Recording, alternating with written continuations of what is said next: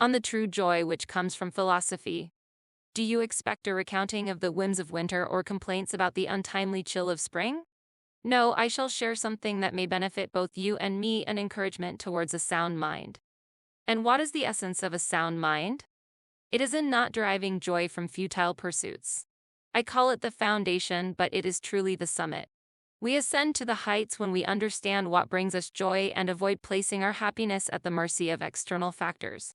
The person driven forward by hope, even if the goal is attainable and ambitions never betrayed, remains unsettled and uncertain. Above all, my dear Lucilius, make it your pursuit to master the art of experiencing joy. Am I robbing you of pleasures by advocating the relinquishing of gifts bestowed by chance? Am I advising against hope, that sweet elixir that warms our hearts? On the contrary, I don't want you ever to be bereft of joy. I wish for joy to be born in your home, and it is born there if it resides within you. External sources of cheer merely smooth one's brow and are inconsistent unless perhaps you believe that laughter is synonymous with joy. True joy, believe me, is a serious affair. Can one despise death with a carefree countenance, or face poverty, curb pleasures, or endure pain with a blithe and gay expression? No, these require thoughtful contemplation. The person who reflects on these matters in their heart is genuinely joyous, though not with a light-hearted joy. This, however, is the joy I want you to possess, for it will never abandon you once you discover its source. The bounty of impoverished minds resides on the surface, yet true wealth lies in the deep veins that yield abundantly to the unyielding seeker. The trinkets that amuse the common throng offer a superficial delight, a mere coating, and even joy adorned with a thin veneer lacks a genuine foundation. The joy I speak of, the one I urge you toward, is substantial, revealing itself more fully as you delve deeper into its essence. My dearest friend, I implore you to do the one thing that can bring true happiness. Cast aside and trample underfoot the glittering illusions presented by others or attainable through others. Look toward the authentic good and find joy only in that which springs from your own reservoir. By from your own store, I mean from your very self, the best part of you. The frail body, though indispensable, should be considered necessary rather than paramount. It entangles us in fleeting and regrettable pleasures that without stringent self-discipline transform into their opposites. Pleasure left unrestrained tends to plunge headlong into the abyss of sorrow. Yet restraining oneself in matters perceived as good is challenging. The real good, however, can be sought safely. You may wonder what this real good is and from where it originates. Allow me to elucidate. It emanates from a virtuous conscience, honorable intentions, righteous deeds, disdain for the caprices of fate, and a serene way of life that follows a single path. Individuals who shift from one purpose to another, or worse, are carried along by chance, lack the enduring and steadfast good. Only a few can guide themselves and their affairs with a steadfast purpose, while the rest do not advance. They are merely carried along like objects adrift in a river. Some are gently held back by sluggish waters, others propelled by a more forceful current. Some closest to the bank remain as the current weakens, while others are carried out to sea by the torrent's rush. Hence, we must determine our desires and adhere to our decisions. Now the time has come for me to settle my debt. I offer you a saying from your companion Epicurus to discharge this letter's obligation. It is bothersome always to be beginning life, or another expression that may convey the sentiment more eloquently. They live all who are always beginning to live. You are justified in asking why, and this saying undoubtedly requires elucidation. The bothersome aspect lies in the perpetual incompleteness of their lives. A man cannot be prepared for the advent of death if he has just initiated the journey of life. Our goal should be to have lived long enough already. No one considers themselves to have done so if they are on the verge of sketching the blueprint of their life. Do not think these individuals are scarce. Practically everyone fits this mold. Indeed, some only commence living when it is time for them to cease living. If this seems startling, I shall add something even more astonishing. Some have ceased living before they truly began. Undespising death, you express your concern about an impending lawsuit, a threat from an irate adversary, and you expect me to advise you to envision a more favorable outcome, to bask in the seduction of hope. Why indeed must we summon trouble prematurely, enduring it soon enough when it arrives, or tarnish the present by anticipating distress through fear of the future? It is quite absurd to be unhappy now in anticipation of potential unhappiness in the future. Allow me to guide you to tranquility through an alternative path. If you wish to rid yourself of all anxiety, assume that whatever you fear might happen will undoubtedly unfold. Regardless of the nature of the trouble, weigh it in your mind and gauge the extent of your fear. Doing so will reveal that what you dread is either inconsequential or fleeting. There's no need to spend an excessive amount of time accumulating examples to fortify your resolve.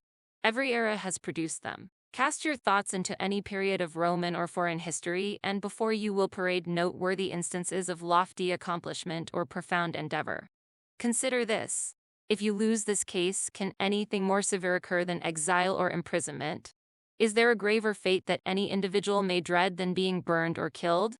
Enumerate such penalties one by one and cite the individuals who have scorned them.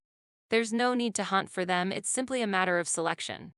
Rutilius bore the sentence of conviction as if the injustice of the decision were his sole annoyance. Metellus faced exile with courage, and Rutilius even embraced it with gladness. The former returned only because his country beckoned.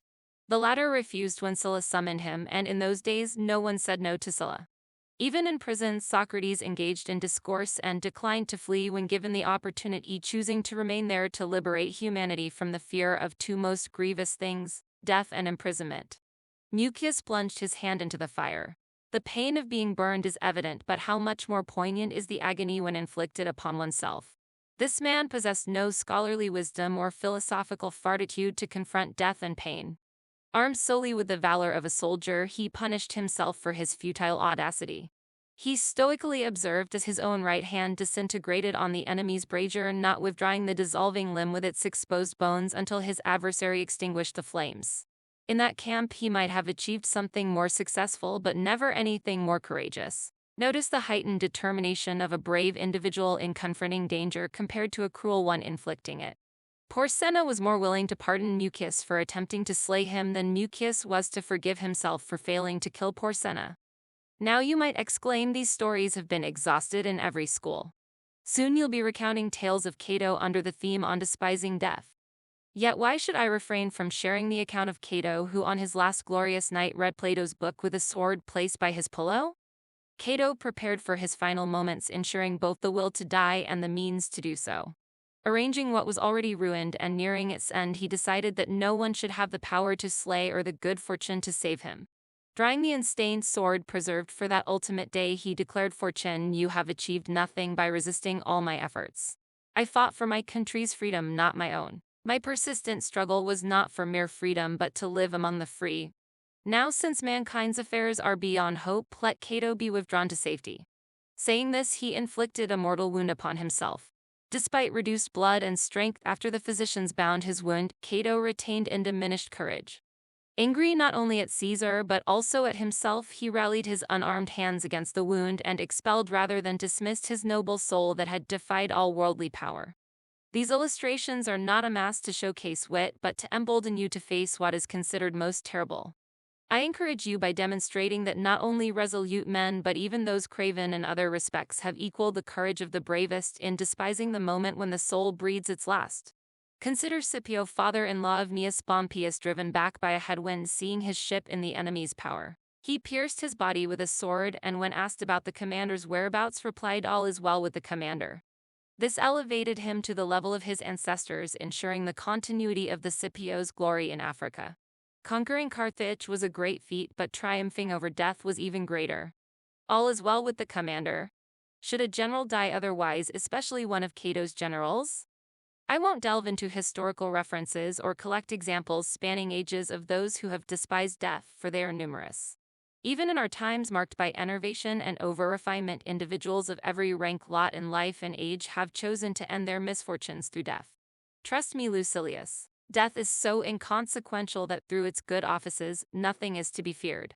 Therefore, when your enemy issues threats, listen nonchalantly. Though your conscience instills confidence, acknowledge that many factors weigh in both in favor of justice and against blatant injustice. Above all, strip away all that disturbs and confuses, discern the essence of each, and you'll realize they contain nothing fearful except the fear itself. The unfolding drama you observe in boys plays out on a grander scale in us only slightly larger boys. When those we love, daily associate with, and engage in play suddenly appear with masks on, terror strikes the core of these young souls. Let us too strip away the masks, not just from people but from things as well, returning each object to its authentic form. Why do you thrust before my eyes swords, fires, and a mob of executioners in a frenzy? One might protest. Remove this empty spectacle, the facade behind which you hide and terrify fools. You are merely deaf, despised just yesterday by my manservant and maidservant alike. Why once again unravel and display before me the whip and the rack with such grandiosity? Why prepare these torture devices, one for each part of the body and countless others for tearing a person apart? Rid us of this horror that numbs our senses. And you silence the groans, cries, and bitter shrieks of the victim as they are tortured on the rack. In truth, you are nothing but pain scorned by the gout-ridden, endured by the dyspeptic, amidst his delicacies bravely borne by the woman in labor. Insignificant you are if I can endure you. Fleeting you are if I cannot. Contemplate these words, often heard and often spoken. Assess their truth by the outcome. A shameful accusation haunts our school that we engage with the words, not the actions of philosophy. Have you only now realized that death, exile, and grief loom over you? These perils are your birthright. Consider everything that might happen as something destined to happen. I acknowledge that you have indeed followed my advice. Now I caution you against drowning your soul in these petty anxieties. It will dull lacking vigor when it's time to rise. Shift your mind from your specific predicament to the broader human condition. Recognize that our fragile mortal bodies are susceptible to pain from various sources beyond wrongdoing or the strength of the mighty. Even our pleasures become torments. Feasts lead to indigestion, revelry results in muscle paralysis and palsy, and sensual habits affect every joint in the body. I may become Pua, but I shall be one among many. I may be exiled, yet I shall regard the new place as my birthplace. They may shackle me, but am I free from bonds now? Behold this burdensome body to which nature has tethered me. I shall die, you say. You mean to say I shall cease to face the risk of sickness, imprisonment, and death. I won't delve into Epicurus' arguments at this moment, but remember, it is absurd to run towards death because you are weary of life when it is your manner of life that propels you towards death. Epicurus admonishes those who crave death as much as those who shrink from it. Seeking death is absurd, especially when the fear of death has already robbed your life of peace. Men are so thoughtless, even mad, that some through fear of death force themselves to die. Reflect on whichever of these ideas resonates with you. They will fortify your mind for the endurance of both death and life. We need to be fortified in both directions, not to love or hate life excessively. Even when reason suggests ending it, the impulse should not be hastily embraced. A grave and wise person should not hastily retreat from life but make a dignified exit. Above all, avoid the weakness that has ensnared many, the lust for death. As there is an unreflective tendency of the mind towards various things, there is also an unreflective tendency towards death. This often seizes both the noble and the spirited, as well as the craven and the abject. The former despise life while the latter find it burdensome. Others, saturated with the monotony of repetitive experiences, not out of hatred but sheer weariness, are tempted to escape. I hope this reflection provides you with a different lens to view life and death, akin to peeling away the layers of a mask to reveal the true essence beneath. On reformation, concerning these two companions of ours, we must take divergent approaches, correcting the faults of one and suppressing the vices of the other. I shall exercise every liberty, for my affection for one does not wane if it requires me to hurt his feelings. What, you object? Do you think you can mold a 40-year-old charge? Look at his callous character beyond the reach of influence. Such a man cannot be reshaped. Only youthful minds are pliable. I am unsure if I will succeed, but I prefer the absence of success to the absence of faith. Do not lose hope in healing even chronic illnesses in men as long as you resist excesses and compel them to do and endure many things against their will. As for our other friend, my confidence is not in wavering except for the fact that he still retains a sense of shame for his transgressions. Nurture this modesty. As long as it persists in his soul, there is room for hope. Concerning your seasoned companion, however, we should tread more cautiously to prevent him from growing desperate about himself. Now is an opportune moment to approach him during this lull when he appears to have rectified his faults. Others may have been deceived by this transient display of virtue, but not me. I am convinced that these faults will return compounded, for now they lie dormant, not absent. I will invest some time in this matter and explore whether anything can be done. As for yourself, continue to demonstrate fortitude as you are doing. Lighten your load for the journey. None of our possessions are indispensable. Let us return to the law of nature where riches are amassed for us. The essentials we need are freely available or inexpensive. Nature requires only bread and water. No one is poor by this standard. When a man confines his desires within these limits, he can rival the happiness of Jove himself, as Epicurus claims. Allow me to include a couple more of his aphorisms in this letter. Do everything as if Epicurus were watching you. Undoubtedly, it is beneficial to appoint a guardian over oneself, someone to look up to, a witness to your thoughts. It is nobler to live as if under the gaze of a virtuous person always at your side. Yet I am satisfied if you act in whatever you do as you would if anyone were watching, because solitude leads us into various evils. Once you have progressed enough to respect yourself, you can dismiss your attendant. Until then, appoint a guard over yourself in the form of a revered figure, be it the great Cato, Scipio, Lelius, or any person whose presence would restrain even the most depraved impulses, as you strive to become the kind of person with whom you would not dare to sin, and once this goal is achieved, allowing you to follow Epicurus' counsel. The time when you should most of all withdraw into yourself is when you are forced to be in a crowd. You must differentiate yourself from the masses. While it is not yet safe to withdraw into solitude, seek out specific individuals. Everyone is better off in someone's company, anyone, than being alone. The time when you should most of all withdraw into yourself is when you are forced to be in a crowd, yes, provided you are a good, serene, and self-disciplined person. Otherwise, you are better off mingling in a crowd to escape your own company. Alone, you are too close to a rascal. On old age and death. I recently mentioned that I find myself within sight of old age, but now I fear I may have left it behind me. Some other term would now suit my years, or at the very least my body. Old age typically denotes a period of weariness rather than complete exhaustion. You might categorize me among the worn out, those nearing the end. However, let me express gratitude to myself with you as my witness, for I sense that age has left my mind unharmed, though I experience its effects on my physical constitution.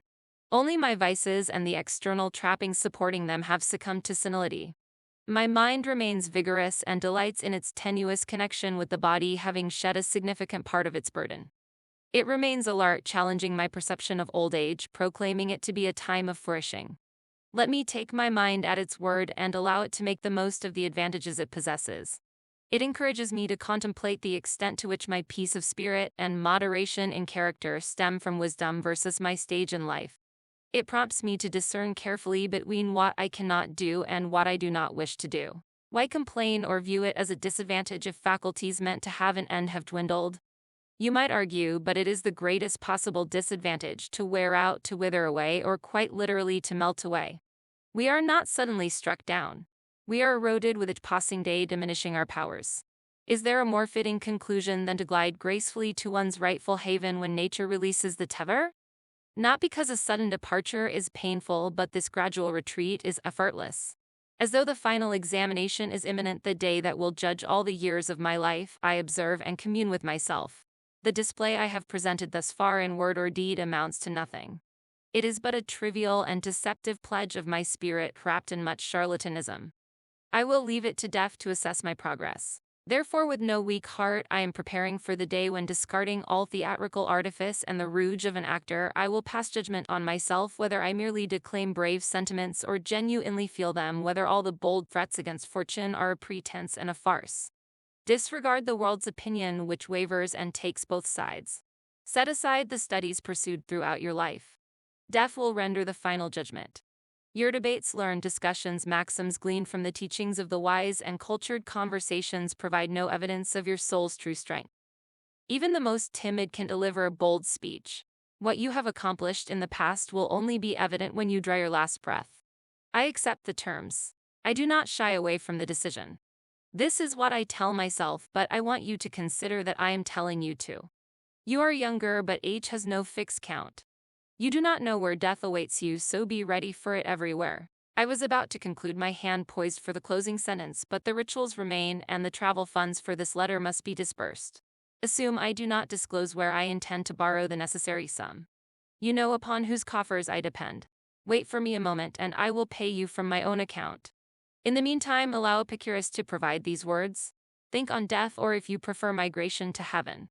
The meaning is clear. It is a remarkable thing to thoroughly learn how to die. You may think it superfluous to master a text that can be applied only once, but that is precisely why we must contemplate it. When we can never prove whether we genuinely understand something, we must always be learning it. Think on death. In saying this, he urges us to ponder freedom. One who has learned to die has unlearned slavery. They are beyond any external power, or at the very least above it. What terrors do prisons, bonds, and bars hold for them? Their way out is clear. There is only one chain binding us to life, a love of life. While this chain may not be cast off, it may be worn away so that when necessity demands, nothing hinders us from being ready to do at once what we are bound to do at some point. On the good which abides. Do you accuse me of offering advice? Have you already advised yourself and rectified your own flaws? Is that why you now have the leisure to reform others? I am not audacious enough to attempt curing my fellow beings when I am unwell myself. However, I engage with you on matters troubling both of us, sharing the remedy as if we were convalescing together in the same hospital. Listen to me as you would if I were conversing with myself. I invite you into my innermost thoughts, using you merely as a pretext. I continuously remind myself, count your years and you will be ashamed to desire and pursue the same things as in your boyhood days. Assure this against your dying day, let your faults perish before you die. Away with those disordered pleasures which must be dearly paid for. Harm comes not only from those yet to come but also from those that have come and gone. Just as crimes, even if undetected at the time, do not let anxiety end with them, so with guilty pleasures regret lingers even after they are over. They are not substantial, not trustworthy. Even if they do not harm us, they are fleeting. Seek instead some good that will endure. But such good can only be discovered by the soul within itself. Virtue alone offers everlasting and peace-giving joy. Even if obstacles arise, they are like intervening clouds beneath the sun, never prevailing against it. When will you experience this joy? Thus far you have not been sluggish, but you must quicken your pace. Much toil remains. To confront it, you must dedicate all your waking hours and efforts. This matter cannot be delegated to someone else. The other form of literary activity allows external assistance. In our time there was a rich man named Calvisius Sabinus. He possessed the wealth and intellect of a freedman. I never encountered a man whose good fortune was a greater affront to propriety. His memory was so flawed that he would forget the names of Ulysses, Achilles, or Priam, names as familiar as those of our own attendants. A senile majordomo, unable to recall the right names and forced to invent them, was not as atrocious as Sabinus when calling out the Trojan and Achaean heroes. Yet he desired to appear learned. In his quest for a shortcut to learning, he paid exorbitant sums for slaves, one to memorize Homer and another for Hesiod. A special slave was designated for each of the 9 lyric poets. The prices were astronomical, and if the slaves were not readily available, he had them made to order. With this entourage, he made life unbearable for his guests. He kept them at the foot of his couch, asking for verses to recite, often stumbling in the middle of a word. Satellius Quadratus, a sycophant of feeble-minded millionaires and a mocker of them, suggested Sabinus employ philologists to gather the fragments. Sabinus, each slave costing him 100,000 sesterces, insisted that what any member of his household knew he knew as well. Satellius proposed wrestling lessons for Sabinus, who, sickly, pale, and thin, replied, "How can I? I can scarcely stay alive now." Satellius retorted, "Don't say that. Consider how many perfectly healthy slaves you have. A sound mind cannot be borrowed or bought. Even if they were for sale, they would find no buyers. Depraved minds, however, are bought and sold every day. Let me settle my debt and bid farewell. Real wealth is poverty adjusted to the law of nature." Epicurus has expressed this sentiment in various ways and contexts, but it can never be repeated too often, for it can never be learned too well. For some, the remedy should be merely prescribed, while for others it must be forced down their throats. Untravel as a cure for discontent. Do you assume that you alone have encountered this ordeal? Are you startled as if it were a novelty that despite extensive travel and numerous changes of scenery, you've been unable to cast off the gloom and heaviness of your mind? What you truly require is a transformation of the soul rather than a change of climate. Though you traverse vast seas, leaving behind lands and cities, your faults persistently accompany you wherever you go. Socrates once relayed a similar sentiment to someone who lamented, "Why do you marvel that globe-trotting doesn't aid you, given that you always take yourself with you? The reason prompting your wanderlust perpetually tails you. What joy lies in discovering new lands or surveying cities and points of interest? All your commotion is futile. Wondering why such escapades fail to bring solace? It is because you flee alongside yourself. Until you shed the burdens of the mind, no place will provide satisfaction. Consider that your current demeanor resembles that of the prophetess described by Virgil, agitated, goaded into fury, containing within much inspiration not her own. You roam aimlessly, attempting to rid yourself of the burdens, but they become more troublesome due to your very restlessness. Like cargo shifting in a ship, causing it to heel in the direction where it settles. Anything you do worsens the situation. Your unrest shakes up a sick man. Once that turmoil is removed, dull change of scene will become pleasant. Whether driven to the ends of the earth or any corner of a savage land, that place, however forbidding, will be a hospitable abode if the person you are matters more than the place. Live with the belief. I am not born for any one corner of the universe. This whole world is my country. If you saw this fact clearly, you wouldn't be surprised at deriving no benefit from the fresh scenes you explore due to weariness of the old ones. For each place would have pleased you if you believed it wholly yours. Yet you are not journeying. You are drifting, exchanging one place for another, although what you seek to live well is found everywhere. Can any spot be more confusing than the Forum? Yet you can live quietly there if needed. Granted the choice, I would flee far from the Forum's site and vicinity. Just as pestilential places assail even the strongest constitution, some places are unwholesome for a recovering mind not yet entirely sound. I dissent from those who thrust themselves into the midst of billows, welcoming a stormy existence, wrestling daily with life's problems in hardihood of soul. The wise endure but do not choose it. They prefer peace over war. Casting out one's faults is of little use if quarreling with others' faults becomes necessary. One may say Socrates faced 30 tyrants and they couldn't break his spirit. Yet the number of masters is inconsequential. Slavery has no plural, and he who has scorned it is free irrespective of how many overlords surround him. It's time to conclude, but not before paying homage. The knowledge of sin is the beginning of salvation. This saying by Epicurus strikes me as noble. For one must acknowledge wrongdoing before desiring correction. Some boast of their faults. Do you think a person contemplates amending their ways when they tally their vices as if they were virtues? Hence, as much as possible, prove yourself guilty, unearth charges against yourself, play the roles of accuser, judge, and intercessor. At times be stern with yourself. On the critical condition of Marcellinus. You've been wondering about our friend Marcellinus and how he's faring. He rarely visits me, not out of avoidance but simply because he fears facing the truth. Currently, he's spared from the potential discomfort of hearing it, as one mustn't engage in conversation unless a person is open to listening. This raises doubts about the approach of Diogenes and other cynics who freely shared advice with everyone they encountered. But why address the D for those speechless from birth or illness, you ask? Your response is, why spare words? They cost nothing. I may not know if my advice will help a particular individual, but I'm certain it will benefit someone if I offer it to many. I must scatter this advice like seeds. Trying often ensures some success. My dear Lucilius, this very approach is, I believe, contrary to what a great-souled person should do. Their influence weakens. It has minimal impact on those it could have guided if it hadn't become so predictable.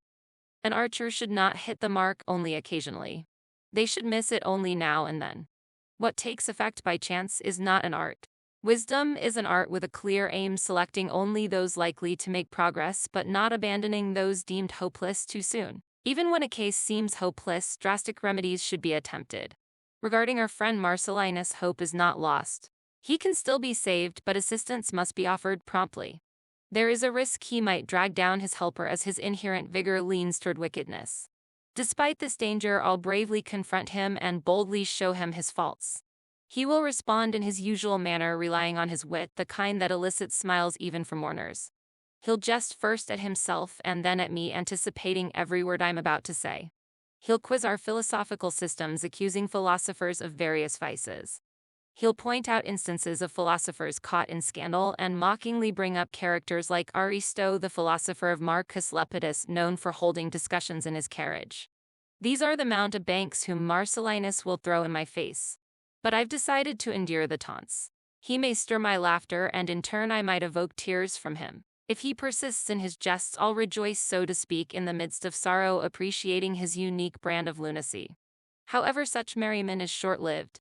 Observe such individuals and you'll note that within a brief period they swing from excessive laughter to raging. My plan is to approach him and illustrate how much greater his worth was when many perceived it as less. Even if I can't eradicate his faults, I'll impose a temporary check. They won't cease, but they'll pause. Perhaps with the habit of pausing they might eventually cease. Such relief should not be disregarded, as it serves as a substitute for health to those seriously afflicted. As I prepare to deal with Marcellinus, I urge you who understand the journey you've traversed and the distance yet to go to regulate your character, rouse your courage, and stand firm against the things that have terrified you. Don't count the number of those who instill fear. Just as there aren't many who can access you to harm you despite the multitude threatening you with death, only one has given you life and only one will take it away. If you had any shame, you might have spared me from paying the last installment. Nevertheless, I won't be niggardly, but will discharge my debts to the last penny. I'll force upon you what I still owe. I have never wished to cater to the crowd. For what I know they do not approve, and what they approve I do not know. This sentiment expressed by Epicurus resonates across every sect: peripatetic, academic, stoic, cynic. Pleasing virtue rarely pleases the crowd. Tricks are needed to win popular approval, and one must make oneself like them. However, what you think of yourself is more important than what others think of you. The favor of ignoble men can be won only by ignoble means. So what benefit will that vaunted philosophy confer? Certainly it will make you prefer to please yourself rather than the populace, make you weigh, not just count, men's judgments, make you live without fear of gods or men, and make you either overcome evils or end them. Otherwise, if I see you applauded by popular acclamation, if the whole state, even women and children, sing your praises, how can I not pity you? I know the pathway to such popularity. On conquering the conqueror, gazing upon Aufidius Bassus, a noble soul weathered by the storms of health and the ceaseless wrestling with time. The weight of years presses upon him, making him immovable. Old age with its ponderous entirety has settled upon him. His body, always delicate and lacking vitality, he has held in check for a considerable time, or rather kept together. Yet in a sudden whist it crumbles. Picture a ship with a leak. You might patch the initial breaches, but when myriad holes open and the hull gapes, salvation is elusive. Similarly, in the body of an old man, there's a limit to sustaining and supporting its frailty. When it starts to resemble a dilapidated structure, joints spreading, one repaired part falling as another crumbles, it's time to ponder an exit strategy. Yet within this aging vessel, the mind of our friend Bassus dances. Philosophy bestows a gift. To find joy in the very face of death, to be robust and valiant regardless of the body's state, to be cheerful and unwavering even if the body falters. Like a skilled pilot sailing with a tattered canvas, Bassus amid a dismantled ship readies what remains of his hull and steers his course. He contemplates his own end with a courage and demeanor that might seem undue indifference to one witnessing another's demise. Lucilius, this is a profound achievement, an art that requires practice to depart serenely when the inevitable hour arrives. Other deaths bear a trace of hope. Diseases conclude, fires extinguish, falling houses spare those seemingly crushed, the sea casts ashore those once engulfed. But for those led by old age, there's no hope. Old age offers no reprieve. The end, though painless, is not swift. Bassus to me seemed to preside over his own funeral, arranging his body for burial, living as though he had transcended his demise. Freely discussing death, he endeavors to persuade us that any discomfort or fear lies with the dying person, not death itself. He asserts that the actual moment holds no more inconvenience than what follows. It is just as insane, he adds, to fear what will not happen as to fear what one will not feel if it does. Can the agency removing feeling be felt? Hence, says Bassus, death stands so far beyond evil that it is beyond all fear of evils. I'm aware these words have been said before and repetition is necessary. Yet neither during my reading or hearing from those distant from the feared things were such precepts as impactful as when spoken by this old man nearing death. Let me share my belief. One is braver at the moment of death than in approaching it. Death ne'er grants even the inexperienced the courage not to dodge the inevitable. The gladiator, once faint-hearted, offers his throat to the opponent when death looms. An imminent end demands tenacious courage, a rarity only found in the wise. So I listened to Bassus with profound pleasure, casting his vote on death and describing its essence observed up close. A man returned from the afterlife attesting to the absence of evil in death might hold more weight with you. Bassus may be counted among those who, with no desire to deceive, say it's as foolish to fear death as to fear old age. Life is granted with the reservation that we shall die. Our path leads to this end. How foolish to fear it when we await what is sure, fearing only what is uncertain. Death adheres to a fixed equitable rule. Who can complain when governed by terms including everyone? Equity's core lies in equality. Pleading nature's cause is superfluous. Our laws should align with hers. She resolves what she has compounded, compounds what she has resolved. If a man is gently set adrift by old age, withdrawn bit by bit, not suddenly torn from life, he should thank the gods. After having his fill, he's assured to a rest ordained for mankind, a welcome respite for the weary. Some crave death more earnestly than others beg for life. Courage may emanate from those calling for death, sometimes fueled by madness and anger, or from those meeting it cheerfully, a calm resulting from fixed judgment. I admit I visited my dear friend not just under various pretexts, but to discern whether his mental strength waned with his bodily powers. Surprisingly, it increased, much like a charioteer's joy becoming more apparent on the seventh round nearing the prize. Bassus often echoed Epicurus, hoping first of all for no pain at one's last breath. If there is fine comfort in its shortness, for no great pain lasts long. I am sure an old man's soul is on his very lips, requiring only a little force to disengage from the body. A fire without sustaining fuel dies away on its own.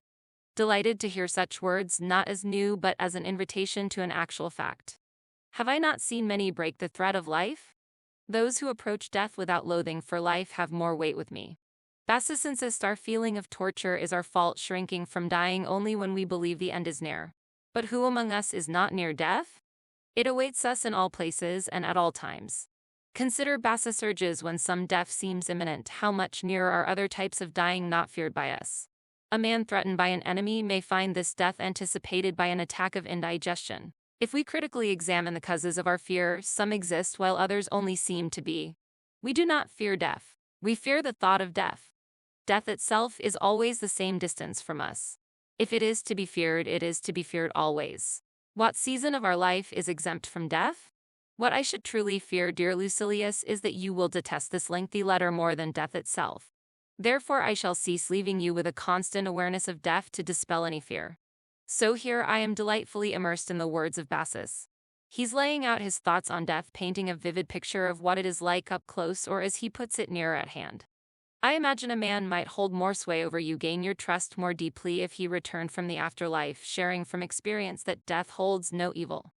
Those who have stood in death's path, seen it approach, and welcomed it, they're the ones who can truly tell you about the disquiet it brings. Bassus, a man of this caliber, joins the ranks. He's not here to deceive. He boldly states that fearing death is as foolish as fearing old age. Death follows old age just as surely as old age follows youth. To reject death is to reject life, for life is granted with the understanding that we shall die. That's the path we tread. How absurd it is to fear the inevitable, for men simply await what is sure and fear only the uncertain. Death, with its fixed and fair rule, is both equitable and unavoidable. Who can complain when governed by terms that include everyone? Equity, however, finds its essence in equality. Nature needs no defense at this moment. Our laws should align with hers. She resolves what she has compounded, compounds what she has resolved. If a man is gently set adrift by old age, not abruptly torn from life but withdrawn bit by bit, he should offer thanks to the gods. After having his fill, he's granted reprieve, a rest ordained for mankind, a sanctuary welcomed by the weary. Some men yearn for death even more ardently than others plead for life. It's uncertain which men offer greater courage, the ones who call for death, sometimes spurred by madness and sudden anger, or those who meet it cheerfully and tranquility, displaying the calm born of sound judgment. I confess I've visited my dear friend under various pretexts, my true purpose being to discern whether he remains the same and if his mental vigor wanes alongside his physical powers. Surprisingly, it's on the rise, much like the joy of a charioteer becoming more apparent on the seventh round nearing the prize. He often echoes the wisdom of Epicurus, hoping above all for a painless moment in the last breath. If there is pain, find solace in its brevity, for no great pain lasts long. Even during the agonizing separation of soul and body, relief comes in knowing that after this pain there will be no more. He's convinced that an old man's soul hovers on his lips, needing only a gentle force to disengage from the body. A fire dependent on a sustaining substance requires water or sometimes the destruction of the building itself. But a fire lacking sustaining fuel dies away naturally. These words bring me joy, dear Lucilius, not because they're new but because they usher me into the presence of an actual fact. Haven't I witnessed many men sever the thread of life? Indeed I have, but those who approach death without loathing for life, inviting it in rather than pulling away, carry more weight with me. Bassus insists our feeling of torture is our own fault, shrinking from dying only when we believe the end is near. But who isn't near death? It awaits us everywhere at all times. Consider, he urges, when some form of death seems imminent, how much nearer are other varieties of dying that we do not fear. A man threatened with death by an enemy might find this fate anticipated by an attack of indigestion. Critical examination of our fears reveals that some exist while others only seem to be. We do not fear death. We fear the thought of death. For death itself is always the same distance from us. Therefore, if it is to be feared at all, it is to be feared always. What season of life is exempt from death? But what I truly ought to fear is that you may despise this lengthy letter more than death itself. So I shall bring it to an end. Yet always keep death in your thoughts, my dear Lucilius, so that it may never become a source of fear. On Siren Songs. Now Lucilius emerges from the cocoon of his potential, revealing a character of promise. Forge ahead with the noble impulse that propels you toward the loftiest ideals, trampling underfoot the mere approval of the crowd. I don't desire you to be greater or better than you envisioned, for your foundations have already covered a vast expanse. Complete what you've laid out and embark on the plans that have lingered in your thoughts. To be truly wise, my friend, plug your ears, not with mere wax, but with a denser stopple than Ulysses employed for his comrades. The alluring song you should fear doesn't emanate from a solitary headland, but echoes from every corner of the world. Sail past not only regions that seduce with treacherous delights, but every city. Deafen yourself to those who claim to love you most. Their prayers often harbor ill intentions. If happiness is your pursuit, pray to the gods that none of their fond desires for you come to fruition. What they wish upon you is not genuinely good. There is but one good, the foundation and sustenance of a joyous life: trust in oneself. Yet this can only be achieved by learning to disdain toil, recognizing it as neither good nor bad. A single thing cannot be both bad and good, at times a burden and at times endurable, a source of dread. Work is not inherently good. So what is good? The disregard for work. This is why I criticize those who toil aimlessly. But when a man strives for honorable pursuits, the more he applies himself, refusing to be beaten or to falter, the more commendable his actions become. I shall applaud such conduct and shout encouragement. By this you are better. Rise, draw fresh breath, and conquer that hill if possible in a single spurt. Work sustains noble minds. Thus don't be selective in the fortune you wish to befall you, following the old vow of your parents. It's beneath a man who has circled the summit of highest honors to continue pleading with the gods. What need for vows? Cultivate your happiness through your own efforts. You can achieve this once you understand that whatever blends with virtue is good and whatever aligns with vice is bad. Just as nothing gleams without light or appears black without darkness, the association of virtue and vice determines what is honorable or base. So what is good? Knowledge of things. What is evil? The lack of knowledge of things. The wise man, also a craftsman, will choose or reject as the occasion demands, unafraid of what he rejects and unimpressed by what he chooses, as long as he possesses a resolute and unconquerable soul. I forbid you to be disheartened or dejected. Simply avoiding work is not sufficient. Seek it out. But you ask, isn't trivial and superfluous work inspired by ignoble causes a form of bad work? No more than work expended on noble endeavors. The spirit that endures toil and rallies itself to hard effort is of the essence. This spirit says, why do you grow slack? It is not the part of a man to fear sweat. Moreover, for virtue to be perfect, an even temperament and a consistent life plan are necessary. This cannot be achieved without knowledge of things and the art of understanding both human and divine matters. This, my friend, is the greatest good. If you grasp it, you begin to be an associate of the gods, not their supplicant. But how, you inquire, does one attain that goal? You don't need to traverse hazardous mountains or face perilous seas as you have done for the meager reward of a governorship.